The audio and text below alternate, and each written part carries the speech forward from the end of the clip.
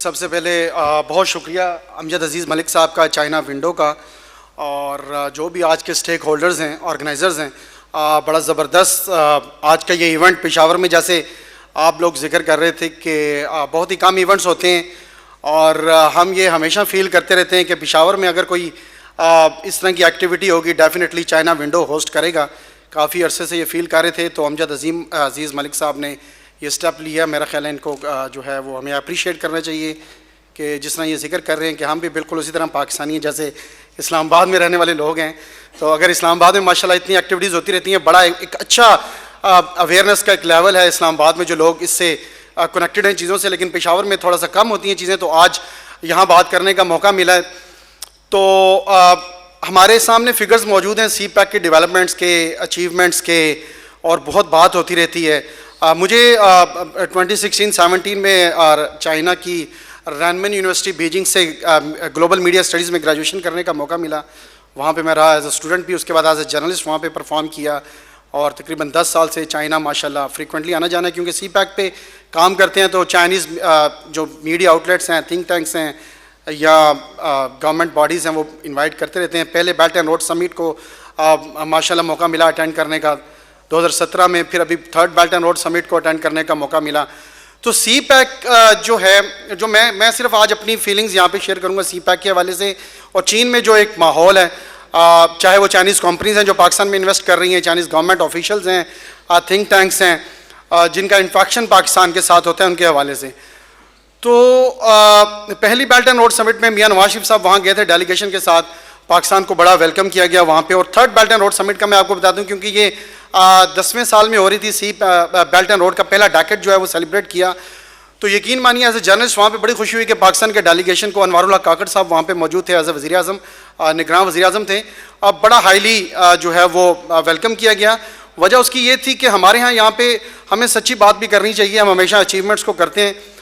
हमारे यहाँ पे जो गुज़िश्ता 10 साल में माहौल रहा है पाकिस्तान में, चाहे वो पॉलिटिकल इंस्टेबिलिटी थी या सिक्योरिटी के इश्यूज़ थे, रीजनल जो हमारा डिवीजन है, तो उसी 2 प्रोजेक्ट ज़्यादा ले आए, सानू प्रोजेक्ट काट मिल गए, मतलब हम हर चीज़ को एक डिवीजन में ले जाते हैं। उन तमाम चीज़ों के बावजूद, कोरोना फिर 3 साल रहा, उसके बावजूद धरने भी रहे बीच में, हम लोगों ने as a society, as a nation, मैं कहता हूँ, मेरा ख्याल है हमने बड़ा अच्छा परफॉर्म किया CPEC में, CPEC के डेवलपमेंट के लिए।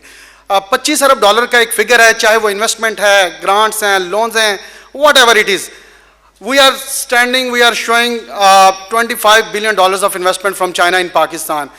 वेरियस सेक्टर्स यहाँ पे जो है वो ट्रांसफॉर्म हुए, इम्प्रूव किया, जिनमें एनर्जी सेक्टर है, ग्वादर पोर्ट ऑपरेशनलाइज हो गई, ग्वादर इंटरनेशनल जो एयरपोर्ट है वो हमारे सामने एज अ गिफ्ट मौजूद है, वोकेशनल ट्रेनिंग सेंटर्स, ये एक गिफ्ट जो है, मैं कहता हूँ कि बड़ी कंट्रीब्यूशन है चाइना की, कि हमारा आज का नौजवान वो स्किल्स सीख रहा है जो आज के दौर में जो है वो ज़रूरी हैं। अगर आप CPEC प्रोजेक्ट्स पे या वैसे भी ओवरऑल भी आप मिडल ईस्ट में जाके काम भी करना चाहें, तो इन चीज़ों की आपको ज़रूरत थी, इन चीज़ों की लर्निंग उन वोकेशनल ट्रेनिंग सेंटर्स से जो कि चीन की मदद से यहाँ पर बने, उनमें हमारे नौजवानों को जो है वो मिली। और उसके अलावा सड़कों का जिक्र हुआ, बड़ी बनी। अभी थोड़ा सा फील ये हो रहा है कि मैं अभी दिसंबर में वापस आया हूँ, मैं गुइजो में मौजूद था, नॉर्थ वेस्ट, ये भी उनका एक पार्ट है। अगर आप वेस्टर्न पार्ट को विजिट करें चाइना में, सिंगक्यांग है, गांसू है, दूसरे सूबे, या आप नॉर्थ में आ जाएं, बीजिंग, तियानजिन, हबे, या ईस्ट में शंघाई, इसके अलावा हाइनान चले जाएं साउथ में, या नॉर्दर्न मोस्ट जिलिन वगैरह में, हार्बिन में आप चले जाएं, चाइनीज़ जो कंपनीज पाकिस्तान में इन खित्तों से जो इन्वेस्ट कर रहे हैं, यकीन माने highly committed, passionate to invest in Pakistan. But हमें अपनी अभी भी जो पॉलिसी है, हमें अपनी जो कोऑर्डिनेशन है उनके साथ, उसको मजबूत बनाने की ज़रूरत है। मैंने Boao forum for Asia attend किया, belt and road summits attend की, SCO समिट वहाँ पे अटेंड की, बड़े हाई लेवल के जो है कॉन्फ्रेंसेस में मैं जाता रहा। लेकिन अब हमारे सामने नगमाना हाशमी साहब माशाल्लाह बड़ा अच्छा परफॉर्म किया, इन्होंने चाइना में एक सीनियर डिप्लोमेट और बड़ा highly respected Pakistan and China, हमारे फॉर्मर फॉरेन सेक्रेटरी भी बैठे हुए हैं, डॉक्टर शबीर साहब, आप सब जानते हैं। सॉरी टू से हमारी वहाँ बिजनेस जो समिट्स हैं, आज हम बात करें बिजनेस टू बिजनेस कोलैबोरेशन बढ़ना चाहिए, हमारी बिजनेस प्रेजेंस वहाँ पे मेरा ख्याल आटे में नमक के बराबर है। इसकी क्या वजह है मुझे आज तक समझ नहीं। हम आज तक मार्केट्स जो एक्सप्लोर करते हैं वो अमेरिका या यूरोप हैं, हमें उनकी शायद ज़ुबान अच्छी समझ आती है, ये जो भी है, हमारे बच्चे वहाँ पढ़ते हैं, हमारे बहन भाई कजन्स, हमारी कोशिश पिछले 70-75 सालों में रही कि इन मार्केट्स को एक्सप्लोर करें, ये सच्ची बात है। इसलिए हमारा एक इंट्रैक्शन उनके साथ बना। ज़रूरत यह है कि यार चीन को एक्सप्लोर करें। चीन इस वक्त पाकिस्तानी स्टूडेंट सबसे ज़्यादा बड़ी तादाद में, पहले भी जिक्र हुआ, वहाँ मौजूद है। Easy scholarships, high level scholarships. America में आप देख लें हमारे कितने PhD स्टूडेंट्स अलाउ हैं, एक साल में कितने स्टूडेंट्स वहाँ जा सकते हैं।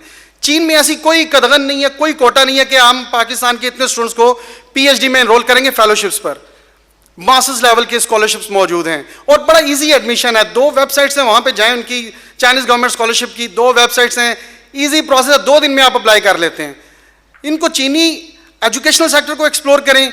हमारा बिजनेस सेक्टर को ये चाहिए कि यार यहाँ पे सैकड़ों की तादाद में जो लोग, चाहे जिस रहमान हाशमी साहब हैं या आप सब लोग जिन्होंने वहाँ परफॉर्म किया, आपको पता है सैकड़ों की तादाद में बिजनेस समिट्स चीन में चल रही होती हैं पूरा साल। जिन खित्तों का मैंने जिक्र किया, इन खित्तों में भी इससे हट के भी, लेकिन हमारी प्रेजेंस सिर्फ जो बड़ी कॉन्फ्रेंसेज हैं उसमें नजर आती है। चीनी मार्केट दुनिया की सबसे बड़ी इंपोर्ट मार्केट है। चाइना इंटरनेशनल इंपोर्ट एक्सपो जो है, इस जैसी एक्सपो किसी बड़े मुल्क में पूरी दुनिया में नहीं होती, जहां पे एक मुल्क आपको इनवाइट कर रहा है कि यार आप आइए, हमारी मार्केट को एक्सप्लोर करें और इंपोर्ट करें। यहां पे हम आपसे खरीदने को तैयार हैं, लेकिन आप अपनी चीज़ों को उस क्वालिटी पे बनाइए। हमारे हमारे कस्टम के जो रूल्स एंड रेगुलेशंस हैं, जो क्वालिटी के जो हमारी जो चीज़ें हैं, उनको आप फॉलो कीजिए और अपनी चीज़ों को पास करवाइए और आइए यहाँ पे इन चीज़ों को, इस मार्केट को एक्सप्लोर करें। बिलियंस ऑफ डॉलर्स की इंडस्ट्री, $2.7 ट्रिलियन की इंपोर्ट मार्केट है चाइना की। अब सब लोग आज जाके सर्च कर लें कि चीन में जो हमारी इंपोर्ट्स जा रही हैं वो कितने परसेंट है $2.7 ट्रिलियन में से। आपको पता लग जाएगा जो मैं ये बात कर रहा हूँ कि हमारी प्रेजेंस बिजनेस के हवाले से ना होने के बराबर है। पाकिस्तान बहुत अच्छी एफर्ट कर रहे हैं, हमारे जितने वहाँ पे एम्बेसडर्स या कमर्शियल अटैचीज जितने भी रहे, सबकी बड़ी अच्छी एफर्ट्स हैं। लेकिन बात यह कि हमारा अपना बिजनेस सेक्टर भी, क्या हमने खुद भी कोशिश की है उस मार्केट को एक्सप्लोर करने की, अपनी चीज़ों को वहाँ सेल आउट करने की।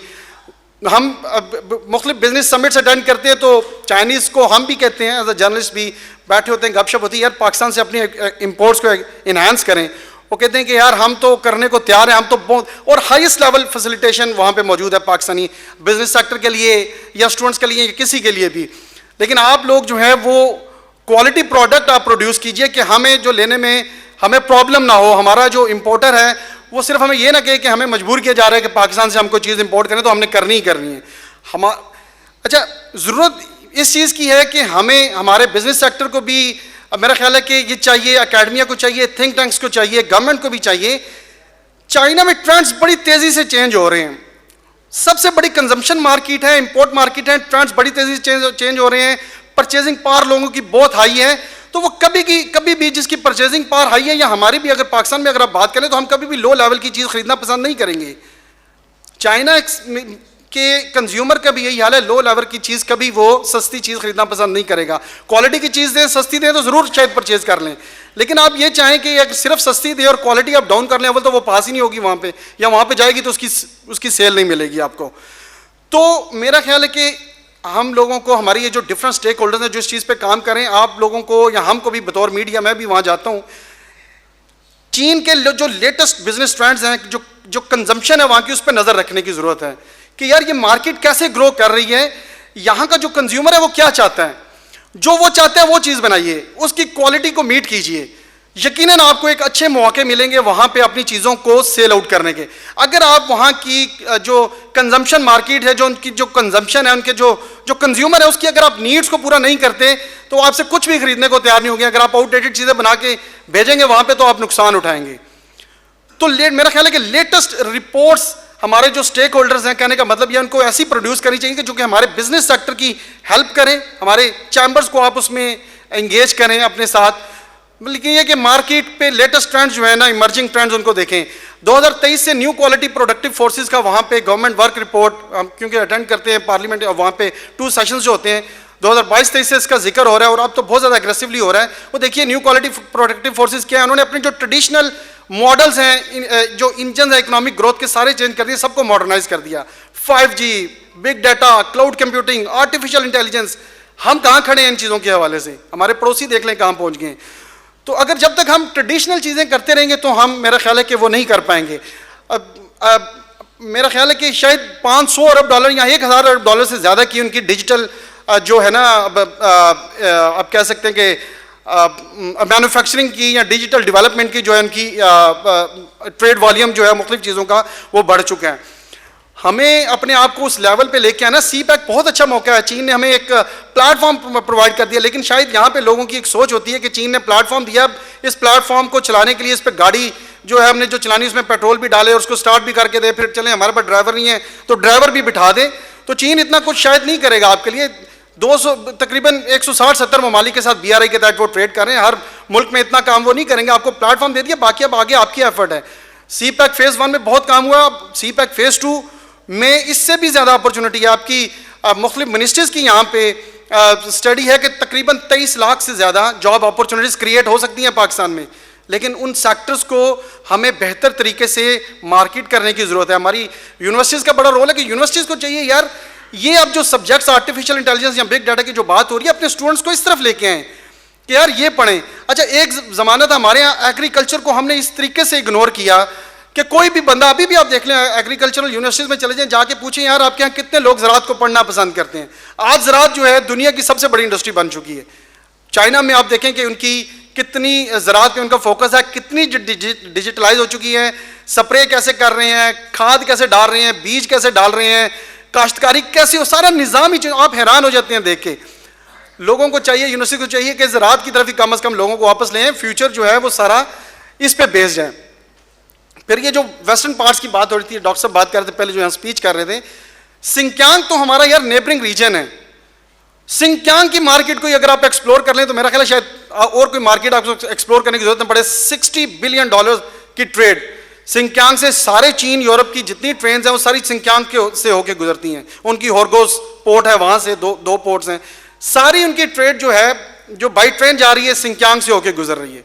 तो इतना बड़ा पोटेंशियल, फिर सी पैक का वो एक जो है वो स्टार्टिंग एक पॉइंट है। तो हमें मेरा ख्याल है कि जो बिजनेस कम्युनिटी सिंकियांग की है उससे सीखने की जरूरत है कि यार ये जो खित्ता जो, जैसे ये पहले बात करते कि 15 साल पहले इतना रेस्टिव रीजन था, इतना कैसे ग्रो कर गया और कैसे इंप्रूव कर गया। मेरा बहुत सी चीज़ों को देखने की जरूरत है, सीखने की जरूरत है, करने की जरूरत है। फिर tourism, 285 million tourist, Chinese tourist ने, ये 2024 की रिपोर्ट है शिन्वा पे। मैं शिन्वा को भी देखता हूँ पाकिस्तान में, उनके उर्दू डेस्क के साथ हम काम कर रहे हैं, हमारा जो ऑर्गेनाइजेशन है, तो डेली लेटेस्ट रिपोर्ट्स आ रही होती हैं। 2024 में हम इंटर न्यूज़ पाकिस्तान से ये करते हैं सारा काम, 285 चाइनीज टूरिस्ट ने इंटरनेशनली ट्रैवल किया है। अब देखें कि कितना कंज्यूम किया होगा, बिलियंस ऑफ डॉलर्स लगाए उन्होंने। पाकिस्तान में 2024 में हम कितने चाइनीज टूरिस्ट को इनकरेज कर पाए, अट्रैक्ट कर पाए। तो जो मुख्तलिफ इशूज़ हैं यहाँ पे उनको हल करने की ज़रूरत है और ये देखने की ज़रूरत है, जैसे मैं पहले बात करता कि चाइनीज़ क्या, उनकी कंजम्पशन क्या है, किन चीज़ों को पसंद कर रहे हैं, किन शोबों में मूव कर रहे हैं, ग्रो कर रहे हैं, हमें उन शोबों को बेहतर करने की ज़रूरत है। खैबर पख्तूनख्वा में बड़ा पोटेंशियल है मिनरल्स का, टूरिज़म का, तो बहुत ज़्यादा काम करने की यहाँ पर ज़रूरत है। ओवरऑल पाकिस्तान में बड़े अच्छे स्पॉट्स हैं, लेकिन जब तक वही, मैं ज़्यादा बात नहीं करना चाहता कि हमारे इंटरनल इश्यूज़ हैं, हल नहीं करेंगे तो शायद ये चीज़ें उस तरीके से आगे ग्रो नहीं होंगी। Otherwise China is highly welcome, highly open for Pakistani students, business community, for every kind of sector. लेकिन हमें बिजनेस कम्युनिटी के लिए ये है कि वहाँ पे काइंडली उनकी चैम्बर्स के साथ उसने इनकी बिजनेस जो कंपनीज हैं, एंटरप्राइजेज हैं, उनके साथ अपने रवाबित बेहतर बनाइए, उनके रोड शोज़ को वहाँ पे करिए, जाके ज्वाइन कीजिए। चाइना साउथ एशिया एक्सपो है, चाइना सेंट्रल एशिया एक्सपो हो रही है, इसके अलावा चाइना आसियान फोरम्स वहाँ पे हो रहे हैं। पूरे ममालिक, ये नहीं है कि सिर्फ आसियान के ममालिक वहाँ पे जाएंगे, पूरी दुनिया से ममालिक आते हैं, उन इवेंट्स को अटेंड करते हैं। चाइना इंटरनेशनल इंपोर्ट एक्सपो में अपनी प्रेजेंस बेहतर बनाइए और सर्विसेज के हवाले से वहाँ पे सैकड़ों कॉन्फ्रेंसेस चल रही हैं। आजकल भी वो एक कंजप्शन के हवाले से मार्केट कॉन्फ्रेंस चल रही है। फिर सबसे बड़ा जो हाईनान में उनका फोरम कैंटन फेयर जो होता है, साल में 2 दफ़ा होता है, हज़ारों कंपनियाँ पूरी दुनिया से आती हैं और कैंटन फेयर को अटेंड करती हैं, चाइनीज़ मार्केट को एक्सप्लोर करती हैं। तो बहुत सी अपॉर्चुनिटीज़ हैं। आई होप कि इंशाल्लाह आने वाले सालों में हमारी बिजनेस कम्युनिटी के रवाबित बेहतर होंगे, उनकी चैम्बर्स को, उनकी इंटरप्राइजेस को हम इंगेज करेंगे और बिलियंस ऑफ डॉलर्स, जैसे पहले बात हुई है, अमेरिका के साथ पूरी दुनिया इस वक्त डिस्टर्ब है, टैरिफ्स का इशू है। अल्टरनेट मार्केट्स को एक्सप्लोर करें यार, अल्टरनेट मार्केट्स को जब तक एक्सप्लोर नहीं करेंगे, अमेरिका और यूरोप करते रहेंगे, 10, 15, 20 साल बाद मैं और आप यहीं पे बैठे होंगे, यही बातें कर रहे होंगे। अल्टरनेट मार्केट्स को एक्सप्लोर कीजिए। चीन हमारा हमसाया है, दोस्त है, एंटरटेन करता है, फैसिलिटेट करता है। बिज़नेस रवाबित बेहतर बनाइए। Thank you very much.